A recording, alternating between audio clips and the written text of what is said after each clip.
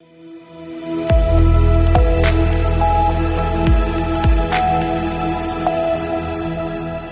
के बाद आप सभी का बहुत स्वागत है सी न्यूज़ भारत में। नमस्कार, मैं हूं रत्ना। वक्त हो गया राजस्थान बुलेटिन का। बात होगी बकानी की, जहां बारिश नहीं होने से खरीफ फसलें सूखने की कगार पर पहुंच गई हैं। साथ ही बात होगी जोधपुर की, जहां विशेष अभियान के तहत लग्जरी और स्लीपर बसों का औचक निरीक्षण किया गया है। ऐसी तमाम खबरों पर विस्तार से चर्चा करेंगे।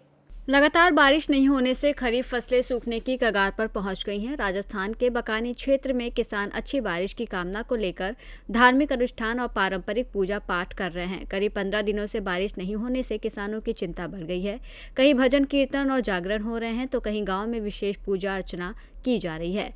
बकानी में खेड़ा देवत पूजन समिति ने नगर के विभिन्न देवी देवताओं के मंदिरों में विधि विधान से पूजा कर अच्छी बारिश की प्रार्थना की।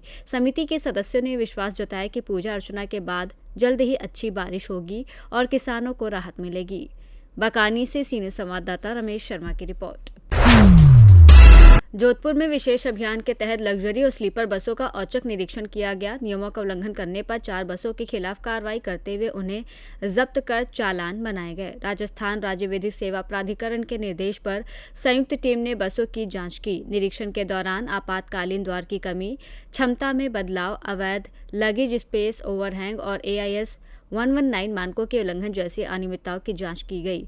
अधिकारियों ने बताया कि सड़क सुरक्षा सुनिश्चित करने के लिए ये विशेष अभियान पूरे प्रदेश में जारी रहेगा। जोधपुर से सी न्यूज़ संवाददाता आनंद शर्मा की रिपोर्ट। राजस्थान के शिक्षा और पंचायती राज मंत्री मदन दिलावर ने जोधपुर के बावड़ी पंचायत समिति क्षेत्र के कई गांव में सफाई व्यवस्था का औचक निरीक्षण किया। उन्होंने ग्रामीणों से फीडबैक लेकर अधिकारियों को स्वच्छता व्यवस्था और कचरा संग्रहण बेहतर बनाने के निर्देश दिए। मंत्री ने भवात, गंगानी और सेवकी कला गांव में सफाई, कचरा संग्रहण और निस्तारण की व्यवस्था का जायजा लिया। उन्होंने कहा कि ग्राम पंचायतें नियमित सफाई, नालियों की देखरेख और समयबद्ध कचरा उठान सुनिश्चित करें। साथ ही सार्वजनिक स्थानों और मुख्य मार्गों पर स्वच्छता बनाए रखने के निर्देश भी दिए। जोधपुर से सी न्यूज़ संवाददाता आनंद शर्मा की रिपोर्ट। चूरू जिले के राजलदेसर थाना परिसर में CLG बैठक आयोजित की गई। बैठक में पुलिस और आमजन के बीच समन्वय बढ़ाने, कानून व्यवस्था मजबूत करने और यातायात सुधार को लेकर चर्चा हुई। थानाधिकारी बेगाराम मीणा ने CLG सदस्यों के साथ जुआ, सट्टा जैसी अवैध गतिविधियों पर रोक, अपराध नियंत्रण और सामाजिक सौहार्द बनाए रखने पर विचार विमर्श किया।